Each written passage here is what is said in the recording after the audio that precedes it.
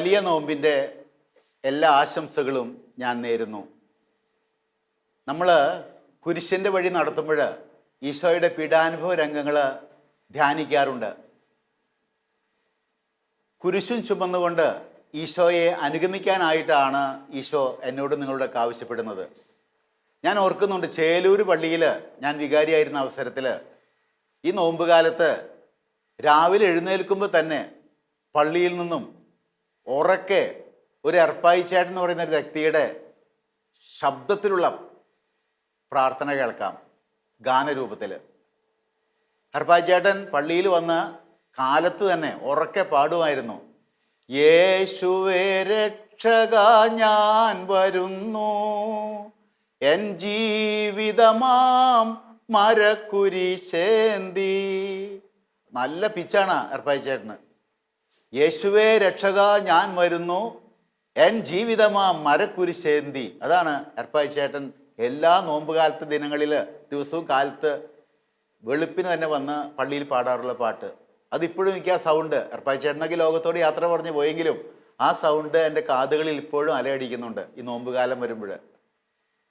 ഈശോ അതാണ് പറഞ്ഞത്, ഓരോ വ്യക്തികളും അവനവൻ്റെ ജീവിതത്തിലെ കുരിശും എടുത്തുകൊണ്ട് ഈശോയെ അനുഗമിക്കാൻ. അതാണ് ക്രൈസ്തവ ജീവിതം.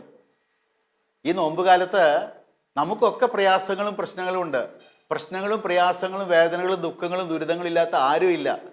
ഓരോരുത്തരും ചിന്തിക്കുക, ദൈവം എന്താ എനിക്ക് മാത്രമേ തന്നെ, മറ്റുള്ളവർക്ക് സുഖമായിട്ട് ജീവിക്കുന്നുവെന്ന് നമ്മൾ ചിന്തിക്കും.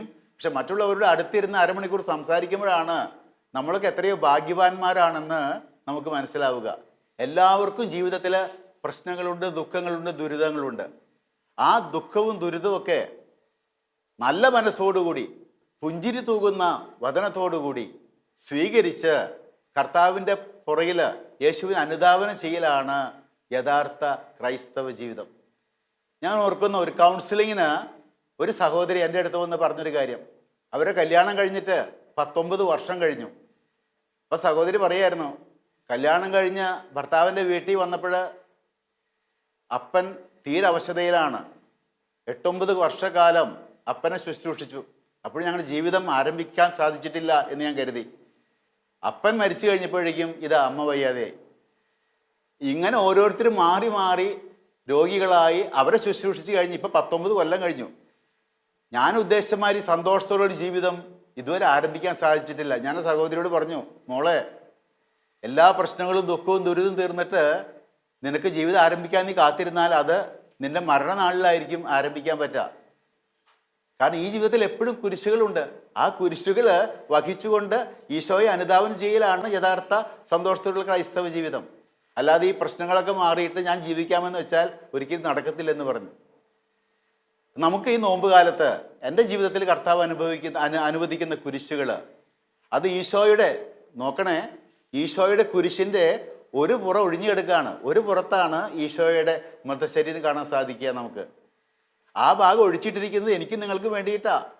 ഈശോയോട് ചേർന്ന് കുരിശുകൾ സഹിച്ച് ജീവിതത്തിൽ മുന്നേറാൻ നമുക്ക് സാധിക്കണം. ഈ നോമ്പ് കാലത്ത് നമുക്ക് ആവശ്യം ഉണ്ടായിരിക്കേണ്ട ഒരു ചിന്തയാണത്.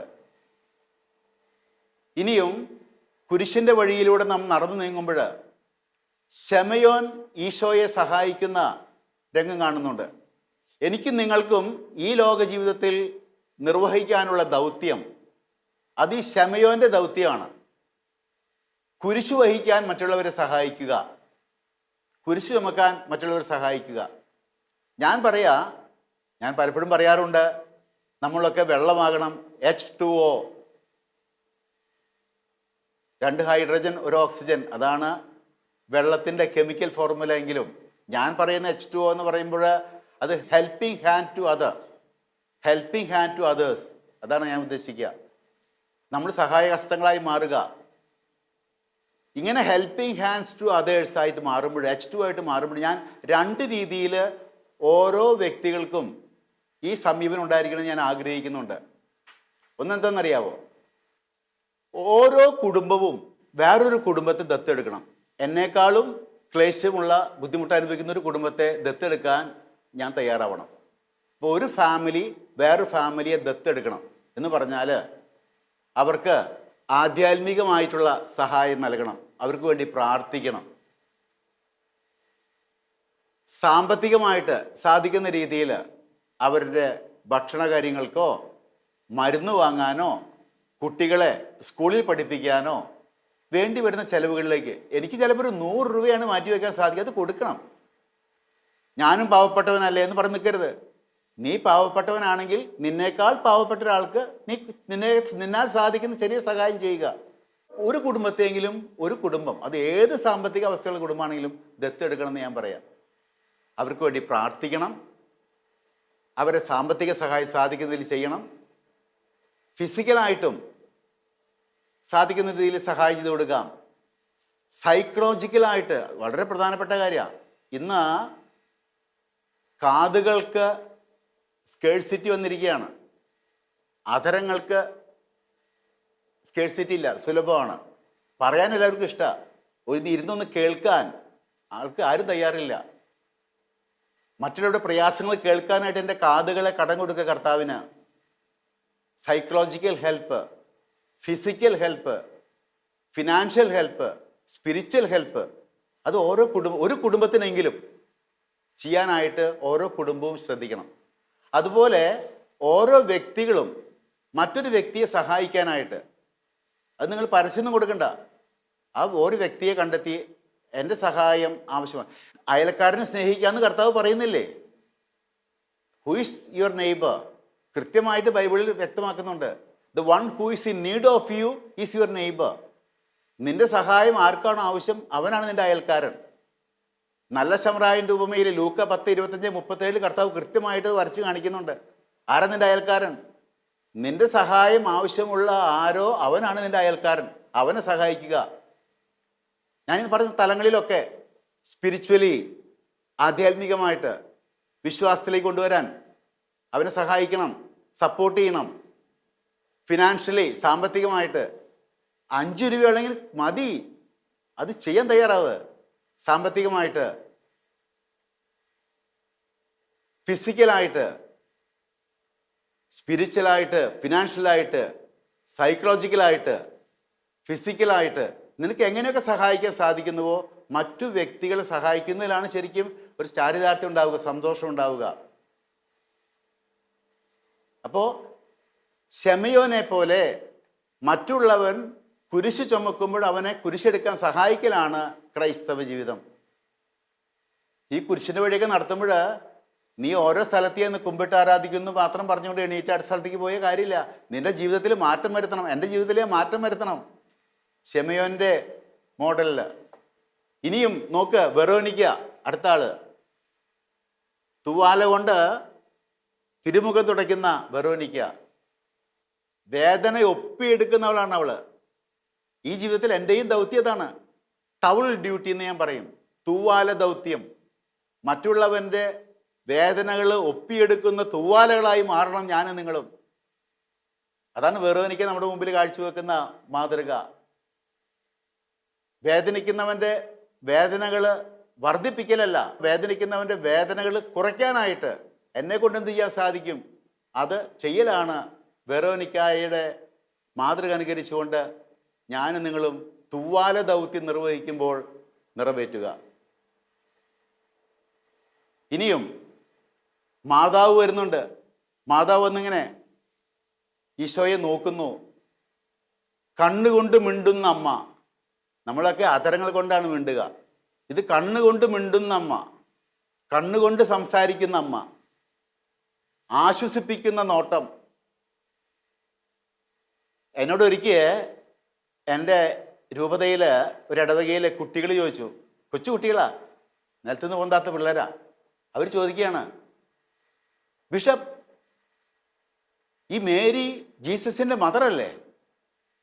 എന്നിട്ട് ഇങ്ങനെ നോക്കി നിൽക്കുക.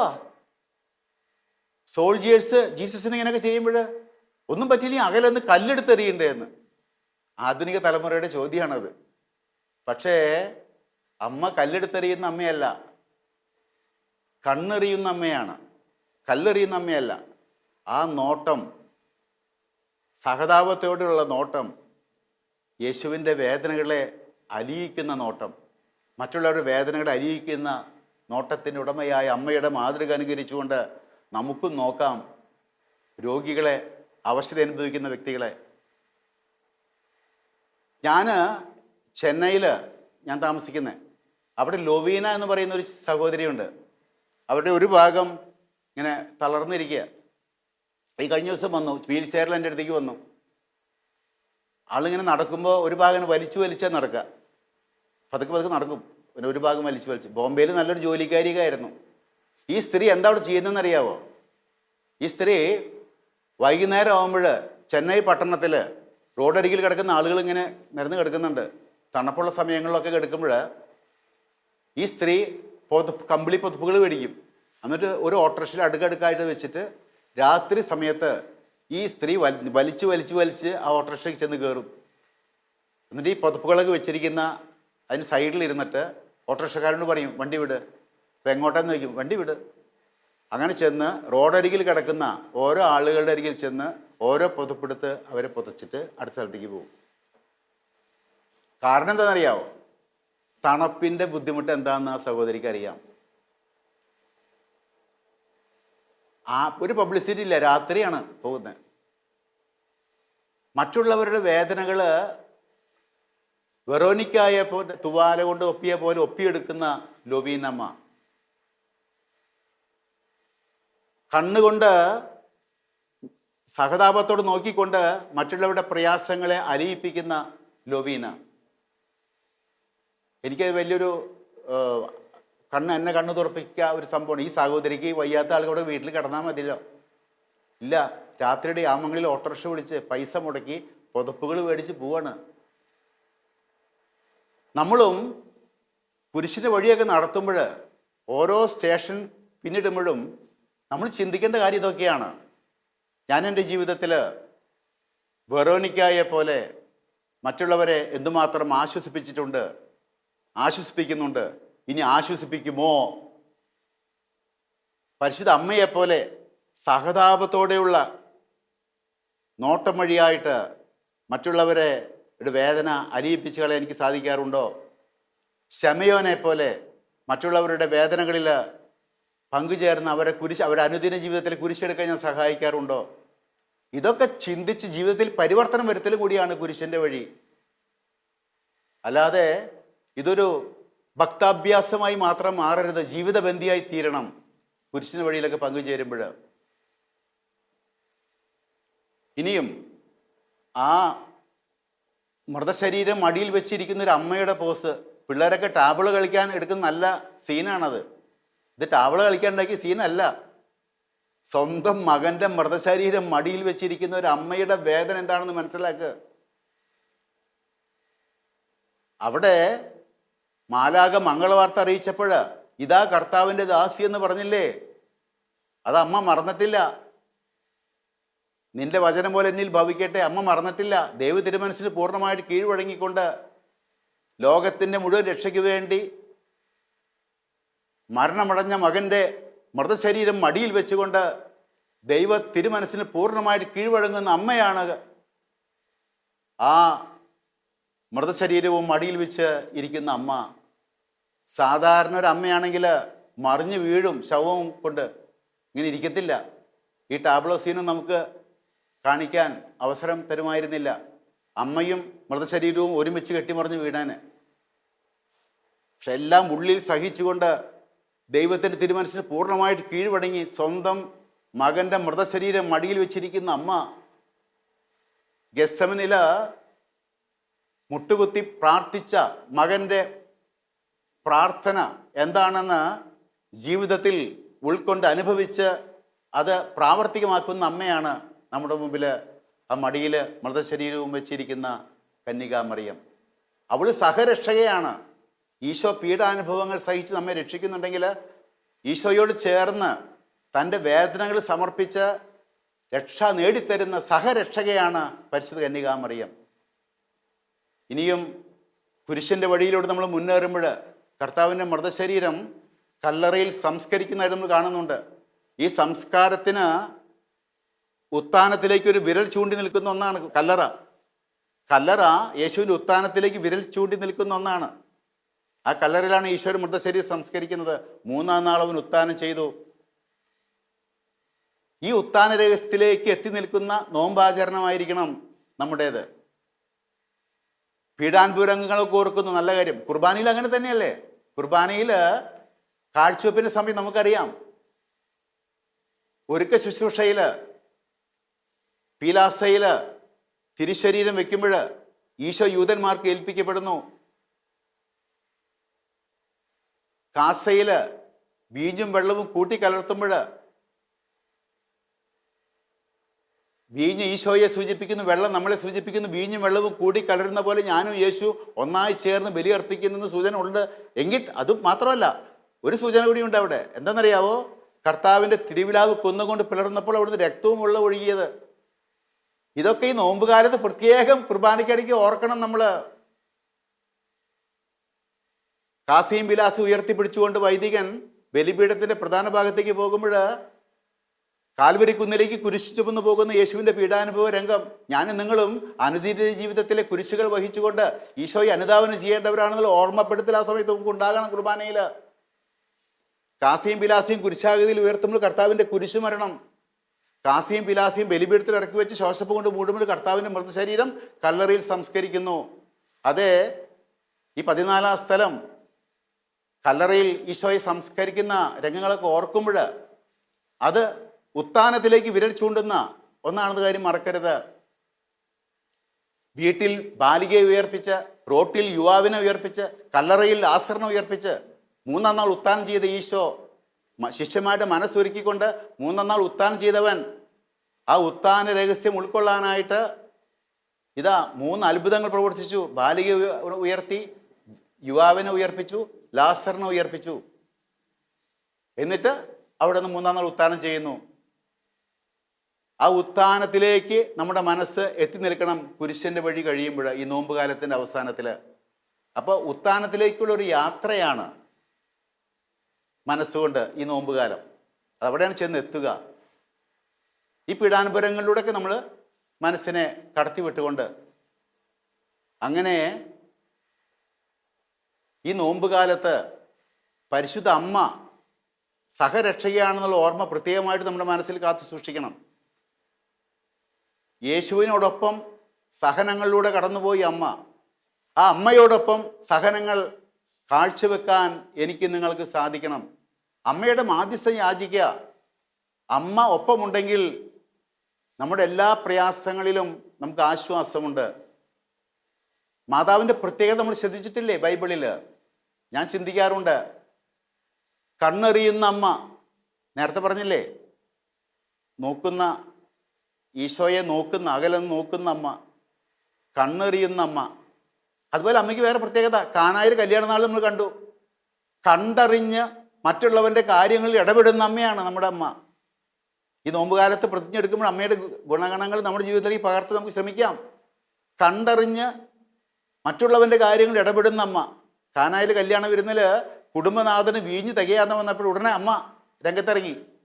ആരും ചോദിച്ചിട്ടല്ല, ആരും പറഞ്ഞിട്ടല്ല, കണ്ടറിഞ്ഞ് ശമയോനെ പോലെ മറ്റുള്ളവൻ്റെ കുരിശുകൾ വഹിക്കാൻ സഹായിക്കുന്ന അമ്മ. നോക്ക്, ഐൻകാര്യമിലേക്ക് ഓടുന്ന അമ്മയുടെ രംഗമുണ്ട് എലിസബത്തിന് ശുശ്രൂഷ ചെയ്യാനായിട്ട്. ഈ മനോഭാവങ്ങളൊക്കെ നമ്മുടെ സ്വന്തമാക്കുമ്പോഴാണ് നോമ്പാചരണമായി മാറുക. അമ്മയുടെ മാതൃക, ഈശോയുടെ മാതൃക. ഞാൻ ഒന്നുകൂടി ഓർപ്പിക്കുന്നു, ഈശോയുടെ വസ്ത്രങ്ങൾ ഉരിയുന്നു. 10-ാം സ്ഥലത്ത് പ്രത്യേകം കാണുന്നുണ്ട്. വസ്ത്രങ്ങൾ ഉരിഞ്ഞു മാറ്റുന്നതായിട്ട് കാണുന്നുണ്ട്. പഴയ മനുഷ്യനെ ഉരിഞ്ഞു മാറ്റി പുതിയ മനുഷ്യനെ ധരിക്കണമെന്ന് പൗലോസിലെ പറയുന്ന കാര്യം ഓർക്കുന്നുണ്ടാവുമല്ലോ.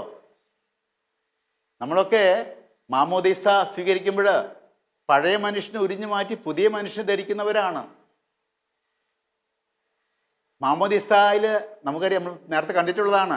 തലയിൽ വെള്ളം ഒഴിക്കുമ്പോൾ 3 പ്രാവശ്യം പിതാവിൻ്റെയും പുത്രൻ്റെയും പരിശുദ്ധാത്മാവിൻ്റെ നാമത്തിൽ നിന്നെ ഞാൻ മാമോദീസ മൂക്കുന്നെന്ന് പറഞ്ഞുകൊണ്ട് 3 പ്രാവശ്യം മാമോദീസ ജലം ഒഴിക്കുന്നത് പണ്ട് 3 പ്രാവശ്യം വെള്ളത്തിൽ മുക്കിപ്പൊക്കിയതിന് സൂചിപ്പിക്കാനാണ്. ആ വെള്ളത്തിൽ മുക്കൽ ഈശോയുടെ മരണത്തെയാണ് സൂചിപ്പിക്കുക. വെള്ളത്തിൽ നിന്ന് ഉയർന്നു വരുന്നത് ഉത്ഥാനത്തെ സൂചിപ്പിക്കുന്നു.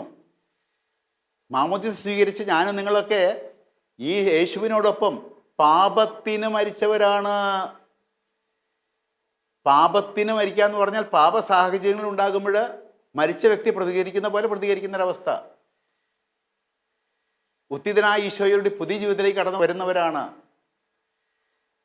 അപ്പോൾ കുർബാനയ്ക്ക് ഇടയ്ക്കുള്ള ഈ കാര്യങ്ങൾ, കൂദാശകളിൽ ഈ കാര്യങ്ങളൊക്കെ ഈ നോമ്പ് കാലത്ത് യേശുവിൻ്റെ പീഡാനുഭവങ്ങളുമായിട്ട് ബന്ധപ്പെടുത്തിക്കൊണ്ട് നാം ഓർക്കണം, ധ്യാനിക്കണം. നമുക്ക് യേശുവിനോട് ചേർന്ന് കുരിശിൻ്റെ വഴിയിലൂടെ മുന്നേറാം. തീർച്ചയായിട്ടും പരിശുദ്ധ അമ്മ നമ്മെ സഹായിക്കും.